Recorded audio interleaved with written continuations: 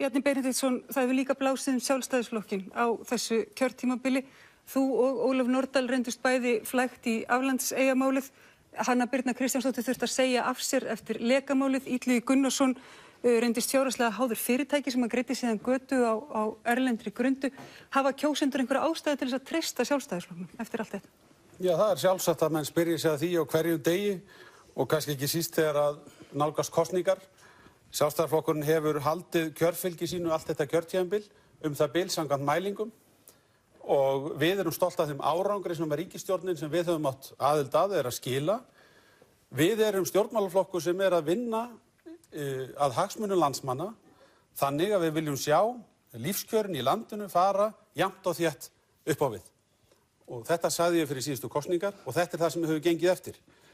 Fyrir þessa kosningar munum við sjá ýmis kosningaloforð vegna þess að menn eru almennt orðnir sammála það að staðan sé gjörbreytt. Fyrir síðustu kosningar var ríkissjóður rekinn með halla, staða heimilanna var veik, það vantaði fjárfestingu og við vorum föst í höftum og sáum ekki fram úr þeim. Þetta hefur allt breyst á einungis 3 árum sem að við höfum verið við völd. En megum við spyrja þig, Bjarni, hvaða mál ætlar Sjálfstæðisflokkurinn að sitja á oddinn í þessum kosningum? Það sem skiptir langmestu máli og öll mál tengja inn á það að við höldum áfram þeim stöðuleika sem hér hefur náðst og byggjum þannig undir alvöru viðspyrnu til sóknar á þeim sviðum sem við þekkjum svo vel úr umræðinni. Í fyrsta lagi þetta ríkisstjórnin sem fyrst allra ríkisstjórna sýnir fram á það hvernig við getum fjármagnað og byggt nýjan Landspítala. Það þarf að fylgja þeim áformum eftir, draga úr kostnaðar þáttöku eða greiðslu sjúklinga í heilbrigðiskerfinu. Í annan stað, eins og Sigmundur Davíð hefur hér komið inn á, þá erum við að vinna í breytingum á almannatryggingakerfinu og ætlum að styrkja það, ætlum að nota bætta stöðu ríkissjóðs til þess að gera það. Við þurfum á sama tíma að halda stöðuleikanum vegna þess að hann forsenda þess að verðbólga lækki hér og vextir. Heimilin greiða 100 milljarða á ári í vexti af íbúðaskuldum og öðrum skuldum. 1% lækkun vaxta myndi þannig skila til heimilanna það bil 20 milljörðum vegna þess að meðaltali eru heimilin að greiða í kringum 5% vexti. Þetta eru mál sem við munum fylgja fast eftir, að styrkja velferðarkerfið á grundvelli kraftmikils atvinnulífs og í dag horfum við fram á það að við séum að upplifa lengsta samfellda hagvaxtarskeið Íslendinga. Þannig að tækifærin eru svo sannarlega til staðar til að halda áfram á þessari braut. Bjarni, viltu svara þessu? Já, þetta bara rangt að þetta hafi verið helsta loforð okkar. Okkar loforð hefur staðið til þess að halda Íslandi utan Evrópusambandsins. Og það ágætt að Benedikt gengst við því hér að hans flokkur vill ganga í Evrópusambandið vegna þess að það hefur verið allt of mikið af viðræðu sinnum í Evrópumálum á Íslandi. Það nefnilega ekki þannig að þjóðum standi til boða að knýja dyra hjá Evrópusambandinu og segjast vera mætt þangað til þess að spjalla.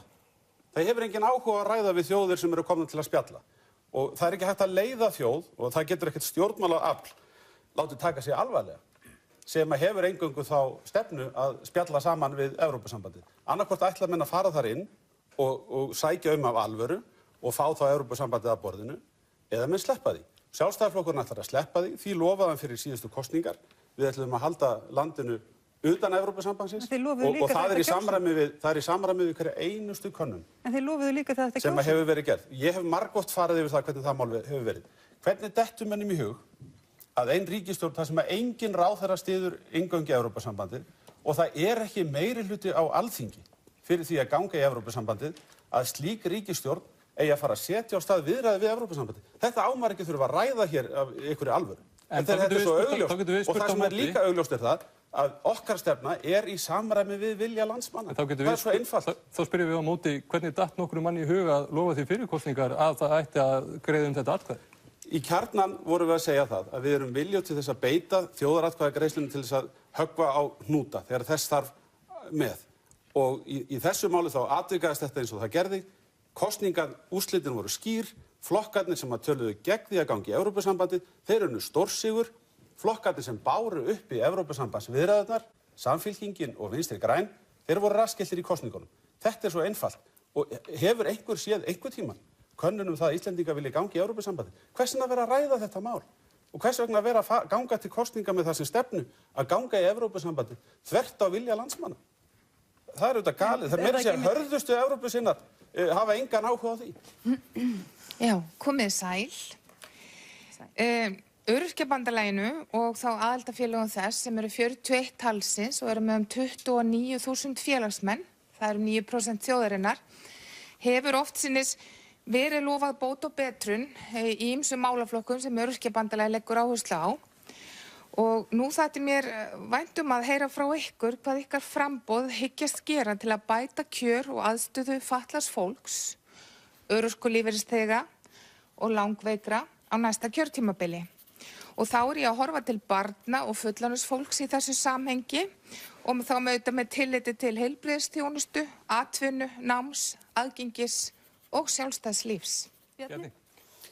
Já, það er margt nefnt hér. Það talað langveika, það talað fatlaða, það talað börn og aldraða.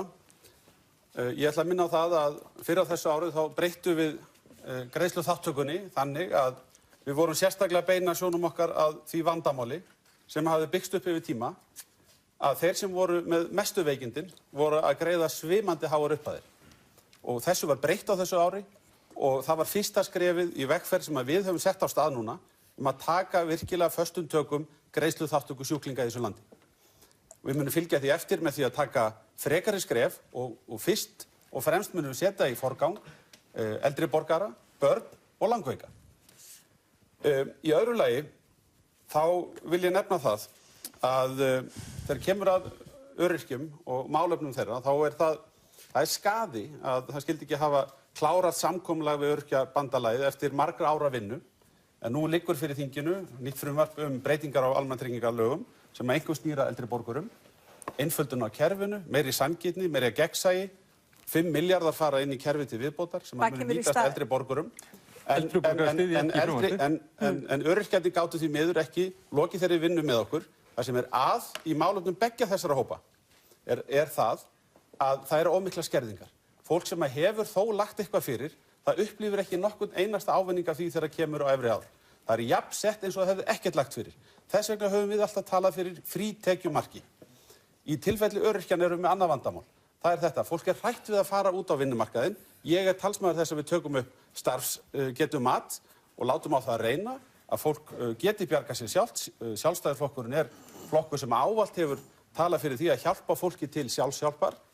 Og það eru fjölmargir öryrkjar í þessu landi sem eru starfandi og vilja fara út á vinnumarkaðinn, en fólk hikandi við þá. Ég talaði til dæmis bara í þessari viku við mannesku sem sagði mér það að við þyrftum að gefa fólki tækifæri í 1 eða 2 ár til þess að reyna sig á vinnumarkaði án þess að það myndi leiða til skerðinga, þannig að fólk fengi sjálfstraust, sæi að það gæti bjargað sér og síðan gætu við farið að horfa til þess hvað tekjur þetta fólk hefði og myndi stilla bæturnar af einhverju samræmi við það. Það eru svona breytingar að hjálpa fólki til sjálfshjálpar, hækka að sjálfsögðu bótagrunninn og svo ætla ég að leyfa mér að nefna eitt hérna að lokum sem alvöru vandamál sem við verðum að horfast í augu við og taka á, sem það við erum að missa allt og margt ungt fólk í örorku af því að við erum að bregðast þessu fólki á fyrstu stigum vandans.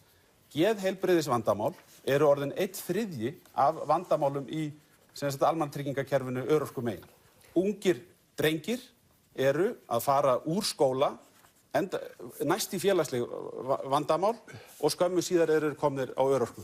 Við verðum að taka fyrir á þessu máli, koma þessum einstaklingum til virkni, ekki bara okkar vegna, heldur sérstaklega þeirra vegna og samfélagsins allt fyrir þeirra framtíð. Þú nefndir eldri borgara. Þú fyrir síðustu alþingiskosningar þú sendir eldri borgurum bréf.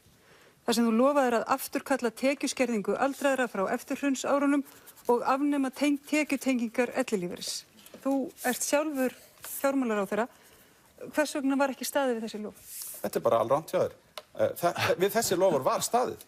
Ellilífeyrir sérstakur bótaflokkur í almannatryggingum. Fyrsta verk ríkisstjórnarinnar var að afnema tekjutengingar vegna lífeyrisgreiðslna á móti ellilífeyri. Fyrsta, það við erum búin að lögfestu það sumarið 2013 og við lækkuðum skerðingarhlutföllin, við hækkuðum frítekjumörkin og þegar saman tekið þá þessi ríkisstjórn og ég ekki að halda því fram að verkinu sé lokið en við höfum sett 28 milljarða inn í almannatryggingakerfið til þess að bæturnar vaxi og þau geta ekki fundið eitt einasta tímabil þar sem að kaupmáttur bóta almannatrygginga hefur hækkað meira heldur en á síðustu 3 árum. Síðustu áramót hækkuðu bæturnar 10%. Við erum með 1% verðbólgu. Það þýðir að kaupmáttur bótanna hefur farið upp 9%. Þetta alvöru árangur sem skila sér beint í umslagið og í vasan hjá þessu fólki. Bara vegna þess að nefnir, samkvæmt upplýsingum frá Tryggingastofnun þá skerðist grunnlífeyrir lífeyristrygginga ef atvinnutekjur eða fjármagnstekjur fara umfram ákveðið frítekjumark. Tekjutrygging og heimilisuppbót skerðist ef lífeyrissjóðstekjur, atvinnutekjur eða fjármagnstekjur fara yfir ákveðin mörk. Samkvæmt Tryggingastofnun þá tekjutrygging ellilífeyris hluti af lífeyris. Þú ert að tala nokkra bótaflokka. Þú talar fyrsta lagi ellilífeyrinn, sem það sem ég var að skrifa í þessu bréfi, við afnámum tekjutengingar vegna lífeyrisgreiðslna. Það hins vegar rétt hjá þér. Það enn skert vegna atvinnutekna. En við höfum hækkað mjög verulega frítekjumörkin vegna þess og það gerðum við líka sumarið 2013. Hinir bótaflokkarnir, tekjutrygging og heimilisuppbót eru þessu til viðbótar og það ekki það sem stendur í bréfinu að við höfum alltaf að gera. En þegar við horfum yfir sviðið, þá erum við stolt af þeim árangri sem hefur náðst og við erum að boða að halda áfram á þessari braut. Myndir þú treysta þér til þess að lifa 187.000 króna grunnlífeyri á mánuði? Þú veist svarið við þessari spurningu. Auðvitað myndi ég ekki treysta mig til þess og það ekki mannsæmandi nokkrum að þurfa að búa við slík kjör. Lágmarksbætur almannatrygginga í dag sem eru miðaðar við einstakling sem býr einn og hefur engar atvinnutekjur og engar lífeyristekjur, þær eru reyndar vel rúmlega 200.000. Þær eru ekki 180.000. Vandinn sem ég var að lýsa hérna áðan sá að fólk að fá þetta litlar bætur vegna þess að það með örlitlar lífeyristekjur eða örlitlar atvinnutekjur. Og þetta ástæðan fyrir því að Sjálfstæðisflokkurinn hefur talað fyrir frítekjumarki þannig að fólk geti haft það litla sem það hefur aflað sér eða eftir atvikum ef fólk vil fara í vinnu, sækja sér einhverjar atvinnutekjur, að það fái þá að gera það í friði vegna þess að annars erum við að festa þetta fólk í fátækragildu og það kannski það sem ég hef helst við frumvarpið sem liggur fyrir þinginu að athuga að þeir sem hafa atvinnutekjur, þeir koma ekki betur út úr breytingunum sem núna verið að boða. Styður þú óbreytt veiðigjald á útgerðina? Við styðjum það að það sé annarkvort hort til þeirrar framleiðni, þess gróða sem að verða inn í sjávarútvegsfyrirtækjum sem við erum í raun og vera að gera í dag og það má hægt að stilla gjaldið miðað við það hvernig gengur. Það svo þróun sem hefur verið frá því að veiðigjöldin voru tekin upp í tíð Sjálfstæðisflokksins. Eða þróa okkur inn í kerfi tímabundinna samninga með öðru greiðslufyrirkomulagi. Þetta erum við tilbúin að skoða, meðal annars fjallan þetta í stjórnarsáttmálanum. Ætlar þú að beita þér fyrir því að endurskoðun stjórnarskrárinnar verði haldið áfram á næsta kjörtíma? Bjarni. Ég þeirra skoðunar sem að fyrrverandi forseti og ég hegg núverandi forseti lýðveldisins eru að það sé ekki þörf fyrir nýja stjórnarskrá frá grunni á Íslandi. Ég þeirra skoðunar að við höfum að gera stjórnarskrárbreytingar af yfirvegun, af varfærni. Ég hef talað fyrir tilteknum breytingum og skrifað þær greinar. Þær hafa verið til skoðunar á þessu kjörtímabili.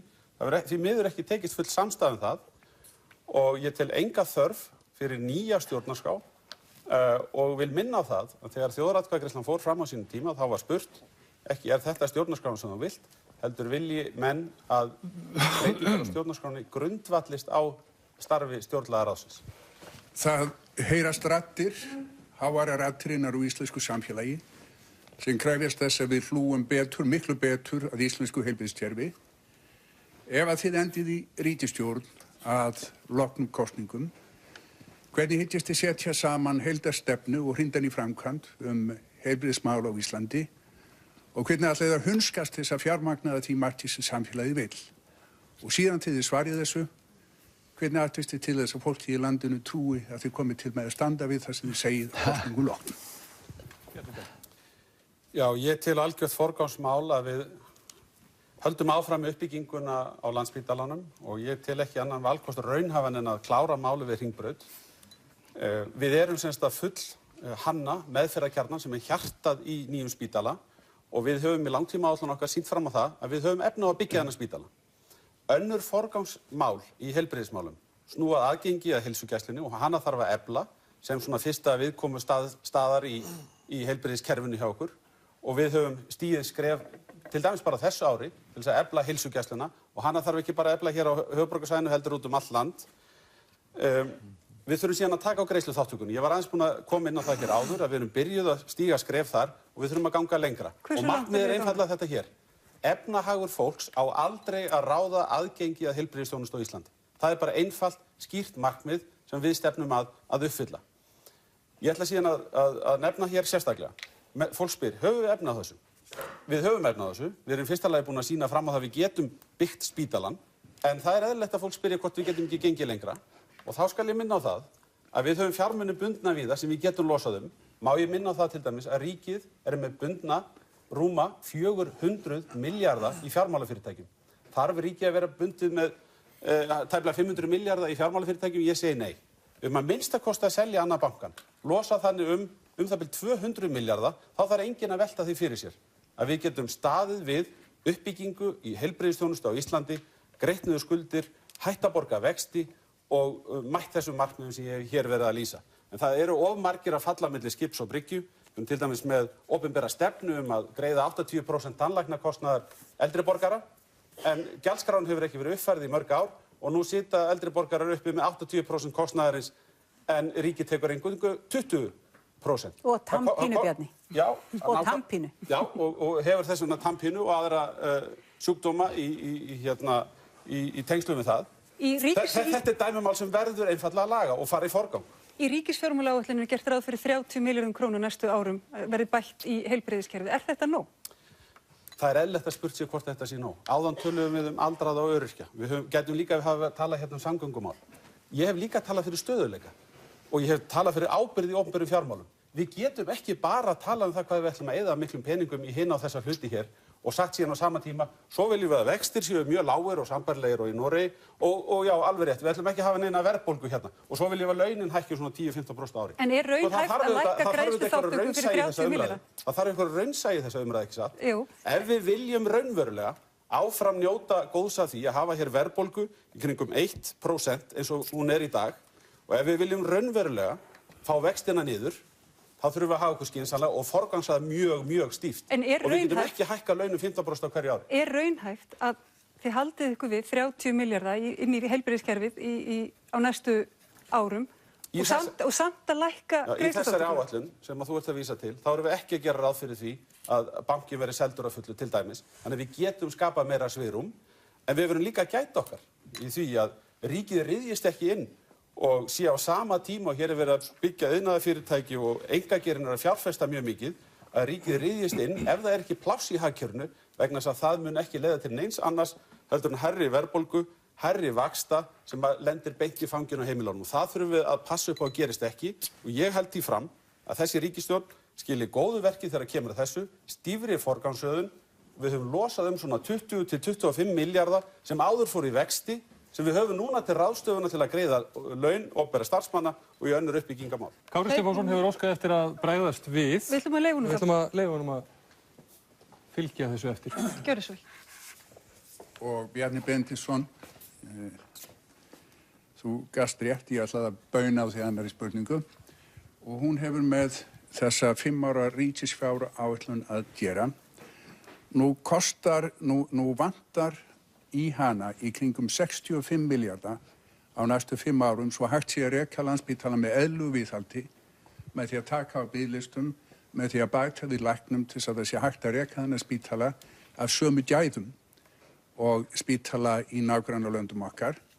Nú stílar þú að þér alveg ofboðslega myndarlegum ríkissjóði. Hann á að stíla af sér, stílst mér af þér afgangi upp á svona 400 milljarða á árinu. Hvernig ósköpunum stendur á því að þið gerðið ykkur ekki brók og setið þetta fé í spítalann.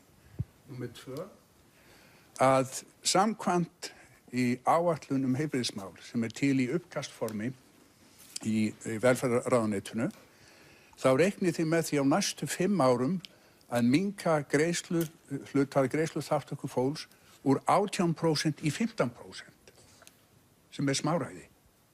Það stendur að þið hafið það markmiði að minnka greiðsluþátttökuna frá 18% í 15%.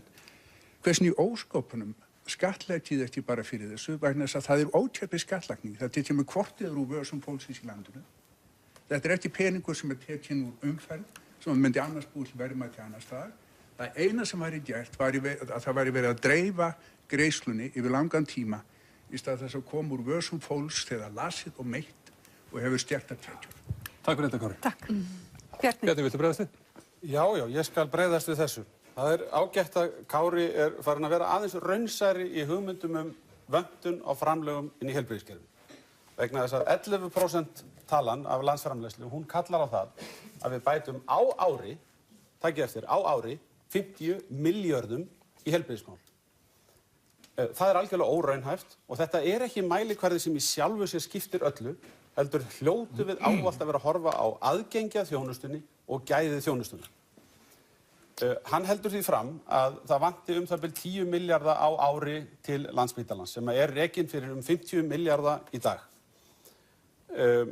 Við getum örugglega náð miklu meiri árangri með 10 milljörðum til viðbótar og ég er sammála því að það hlýtur að koma í forgang að stytta biðlista og bæta gæði þjónustunnar. Í vikunni var rætt til dæmis lyfjakaup, mikilvægi þess að við setjum meira fjármagn í það sem við erum þó að gera. Ég hef hér í mínu máli fært rök fyrir því að við getum gert það sem stendur í langtímaáætluninni og gott betur ef við tökum réttar ákvarðanir á næstu árum. Varðandi greiðsluþátttöku sjúklinga, þá hef ég hér talað fyrir stefnu Sjálfstæðisflokksins sem er þessi. Við ætlum ekki að láta efnahag fólks ráða því hvort það hafi aðgengi að heilbrigðisþjónustunni. Við ætlum að forgangsraða með vissum hætti. Við tókum fyrst þá sem hafa verið langveikir, aldraða, börn, öryrkja og síðan ætlum við að taka markvisst þær holur sem í kerfinu og eyða þeim. Ég held hins vegar að það sé óraunhæft að tala fyrir algerlega gjaldfrjálsu heilbrigðiskerfi. Vegna þess að þá óttast ég að við munum missa alla aðgangsstýringu að kerfinu. Og það er reynsla annarra þjóða, það er í samræmi við ráðleggingar alþjóðlega sérfræðinga þessi efni, en það þýðir ekki að gjaldtakan eða kostnaðarhlutdeild sjúklinga eigi að vera einhvers konar aðgangshindrun. Og lyfjakostnaðurinn hefur ekki mikið verið ræddur hér í kvöld, en hann er auðvitað sérstakur þáttur sem við verðum að taka á. Og þar er ég sammála Kára að það að greiða lyf fyrir sjúklinga er mjög góð fjárfesting. Vegna þess að það hjálpar fólki fyrr aftur á fætur. Hingað er komin Elísabet Erlendsdóttir, hún er verkfræðinemi við Háskólann í Reykjavík, hefur látið sig og tekið þátt í hagsmunabaráttu stúdenta. Hún er með spurning til ykkar varðandi menntamál. Gjörðu svo. Takk. Sæl öll, gaman að sjá ykkur. Nú hefur lánasjóður íslenska námsmanna verið mikið í umræðunni, enda eitt helsta hagsmunamál íslenska stúdenta og það er því mjög mikilvægt fyrir okkur að vita að ef frumvarp núverandi menntamálaráðherra lánasjóð íslenska námsmanna nær ekki fram að ganga fyrir kosningar, mun ykkar flokkur beita sér fyrir því að leggja fram slíkt frumvarp og ef svo hvaða breytingar teljiði að sé þörf miðað við núverandi kerfi LÍN? Því að við viljum ekki bíða í 4 ár í viðbót eftir betri lánasjóði. Bjarni, Sjálfstæðisflokkur. Já, þetta eru góða breytingar sem verið að leggja fyrir þingið og í reynd þá getum við bara klárað þetta mál núna vegna þess að málið kom út nefnd og það er ekkert því til fyrirstöðu bara ljúka meðferð þessa máls þannig að svo sem hér talaði áðan geti bara gengið áhyggjulaus í kosningamálið frá gengið. Nú ert þú sennilega að segja tíðindi, þetta hefur þá farið út nefnd í dag, er það ekki? Já, þetta er nýkomið út nefnd eða er á leiðin út nefnd, það er búið að boða að verið tekið út nefnd, það er að síðast sem ég heyrði. Það sem ég líka við þessar breytingar er það að þarna kemur bara styrkur, það er gegnsæi í kerfinu en í dag þá þurfa námsmenn að taka lán og styrkurinn felst í lágum vöxtum. Það er gall í kerfinu í dag að þeir sem fara í mjög langt nám eru að greiða allt og lítið af láninu tilbaka. Þannig vorum við kannski með 20 nemendur sem voru búin að taka lán upp á 500-600 milljónir og við erum að afskrifa 70-80% af þessu. Með styrknum þá mun námsmönnum gerast betur kleift að komast í gegnum námið og komast úr háskóla með lægri skuldabyrði.